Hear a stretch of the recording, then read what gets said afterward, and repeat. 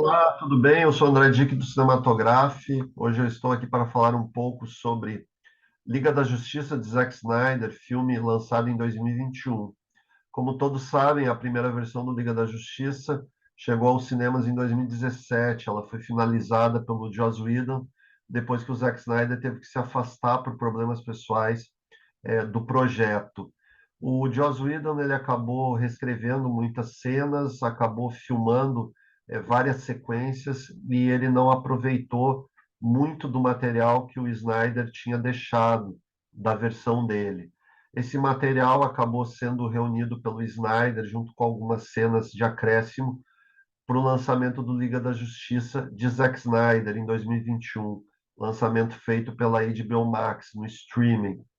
Acabou tendo uma boa recepção de público, acabou tendo uma recepção boa de crítica, principalmente em relação ao filme de 2017, e estabelece uma ligação muito mais forte com o Homem de Aço e o Batman vs Superman, A Origem da Justiça, os filmes que antecederam o Liga da Justiça originalmente nesse projeto de universo compartilhado da DC.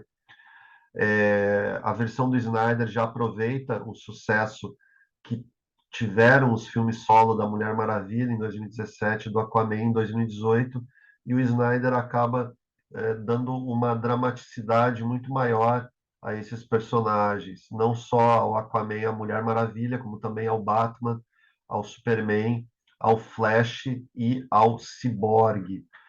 Eu acho que de todos esses personagens, o que mais realmente se destaca nessa versão do Snyder em relação à versão do cinema é o personagem do Cyborg, feito de maneira muito bem boa pelo Ray Fisher.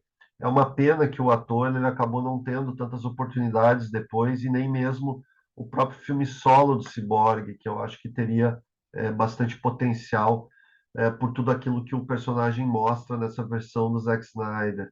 É uma versão mais dramática, continuando aquele tom que a gente vê no Homem de Aço e no Batman vs Superman.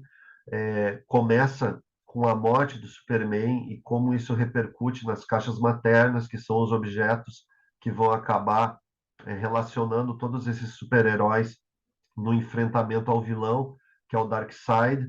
E o Snyder, ele sempre tem um talento para utilizar a carga visual nos filmes dele, desde o Madrugada dos Mortos, depois passando pelo 300, o Watchmen no filme, até o Sucker Punch e os próprios filmes da DC. Essa carga visual não é diferente nessa versão dele, é, é uma ele usa cores diferentes daquelas que a gente viu na versão do cinema, né, que foi finalizada pelo Joss Whedon. É uma paleta de cores diferenciada, uma paleta de cores um pouco mais soturna, mas que acaba dando um sentido maior ao encontro desses super-heróis no enfrentamento desse vilão. Eu entendo que o Snyder ele tinha ainda um grande potencial a explorar, principalmente por sequências inéditas que aparecem aqui na versão dele de 4 horas, principalmente os minutos finais. Eu acho que ele teria conseguido fazer não só uma sequência para o Liga da Justiça de maneira muito única, como também ele poderia ter continuado com a versão dele do Superman em um possível Homem de Aço 2, mas isso com a mudança de rumos nos planos da DC acabou não acontecendo. Mas eu acho que o público ele tem uma grande predileção e inclusive curiosidade em saber como esses personagens continuariam nessa versão do Snyder. A gente vê tanto o Batman quanto o Superman, ou a própria Mulher Maravilha e o Aquaman, acabaram sendo um pouco deixados de lado nos projetos da DC depois da versão do Liga da Justiça de 2017. E é uma pena, porque esses personagens eles têm realmente um grande potencial e eles acabam funcionando bem juntos. O filme do Snyder, assim como os anteriores, ele também guarda uma escala épica. Você consegue fazer o desenho dos personagens desde o início. Ele consegue também trabalhar as ambientações com uma atmosfera notável por meio da fotografia, da trilha sonora, do design de produção, que são especialidade do Snyder, junto com uma narrativa que acaba sendo, de certa maneira, às vezes, um pouco mais lenta do que a maioria dos filmes de super-herói, mas acaba concedendo algumas características que não são tão exploradas nesse subgênero, principalmente a parte dramática que você pega tanto por meio dos personagens do Superman e do Batman, quanto principalmente aqui por meio do personagem do Cyborg, feito pelo Ray Fisher, que ele traz quase uma visão trágica assim do super-herói que se supera realmente em relação às suas condições, tem certos conflitos com o pai e com a mãe que acabam sendo potencializados de uma maneira que remete à mitologia grega e que, a meu ver, dialoga bastante com a própria visão que o Zack Snyder já usava em Watchmen, o filme. Eu acho que em relação ao Watchmen, no filme, que essa versão do Liga da Justiça do Zack Snyder acaba tendo um maior vínculo. Eu acredito que os dois filmes eles possuem elementos em comum bastante consideráveis, principalmente nessa visão que trazem dos super-heróis como personagens realmente complexos, como personagens que precisam buscar um ponto de superação nas suas vidas, e a maneira como esses personagens acabam se entrelaçando, como o vínculo entre eles acontece ao longo da narrativa. O roteiro do filme, que foi assinado pelo Chris Terrio, também com uma ajuda do Zack Snyder, eu considero muito bem trabalhado. Os personagens principais, a ligação deles com as famílias, também a ligação que se estabelece com o vilão, o Darkseid, tudo é muito plausível e crível, mesmo sendo num filme de fantasia.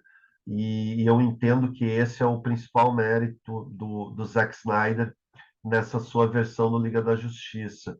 As 4 horas de filme, obviamente, podem cansar alguns espectadores que não compartilham tanto dessa visão da DC no período do Zack Snyder, mas, ao mesmo tempo, eu acho que compensa aqueles que buscam um filme que realmente tenha uma ligação forte, tanto com o Homem de Aço quanto com o Batman vs Superman, com o primeiro filme da Mulher Maravilha, com o primeiro filme do Aquaman, e eu fico muito curioso em saber também como essa versão do Liga da Justiça vai acabar tendo alguma relação com o filme do The Flash, que vai ser lançado neste ano. Eu entendo que esse filme do The Flash pode fazer uma espécie de fechamento para essa visão de universo compartilhado que tinha o Zack Snyder.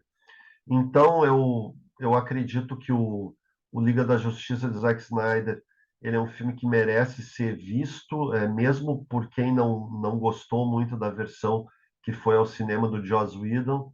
São versões muito diferentes. A do Joss Whedon tem um ritmo mais bem-humorado, ele acrescentou muitas gags, muitas passagens bem-humoradas, principalmente em relação aos personagens do Flash e do Cyborg, e aqui na visão do Snyder, esses personagens acabam tendo uma presença por vezes mais dramática.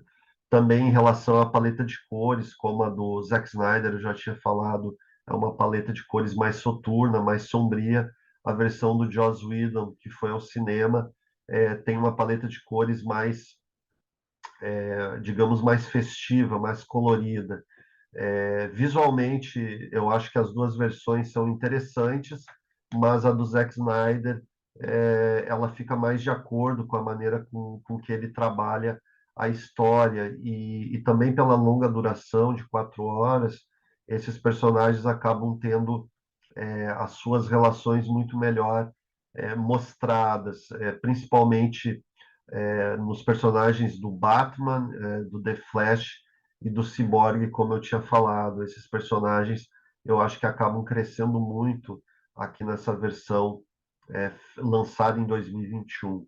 Eu acho que se o espectador não assistiu essa versão de 4 horas, só assistiu a versão que foi ao cinema, eu acho que ele deveria dar uma chance, porque realmente é uma outra visão, é uma visão bem mais autoral, uma visão bem mais interessante, no meu ponto de vista, e que mereceria ser considerada, inclusive, para futuros projetos, né? Mesmo que a DC não tenha mais essa visão do universo compartilhado como na época do Zack Snyder, eu acho que renderia projetos futuramente, inclusive com esses mesmos atores.